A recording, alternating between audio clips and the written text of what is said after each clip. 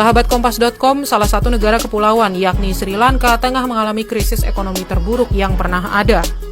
Sri Lanka baru saja gagal membayar utang luar negerinya untuk pertama kali sejak kemerdekaan negara tersebut.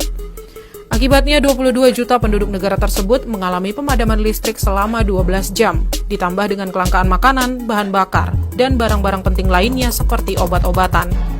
Selain itu terjadi pula inflasi yang berada pada level tertinggi sepanjang masa, yakni sebesar 17,5%.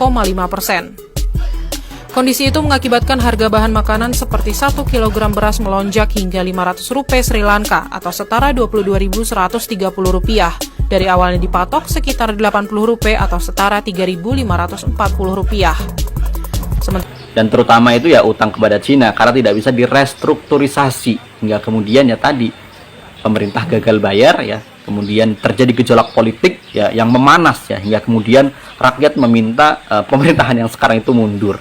Ya. Itu Sri Lanka ya yang terkena jembatan Batman utang China ya lewat yang disebut dengan BRI, Belt Road and Initiative, yang sebelumnya bernama OBOR, One Belt One Road. Dan ini bisa terjadi pada Indonesia, hati-hati ya, walaupun utang Cina itu kreditur terbesar nomor 4 di Indonesia ya, setelah Jepang, Amerika Serikat dan Singapura ya, nomor 4. Tapi melihat lonjakan ya jumlah utang ke Cina itu meningkatnya itu begitu tajam ya selama tadi pemerintahan Pak Jokowi ya.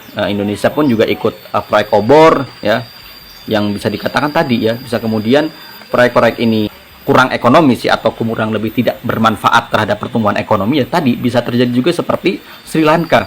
Jangan kemudian berdalih ya utang kita terhadap produk domestik bruto PDB itu masih di bawah 40%.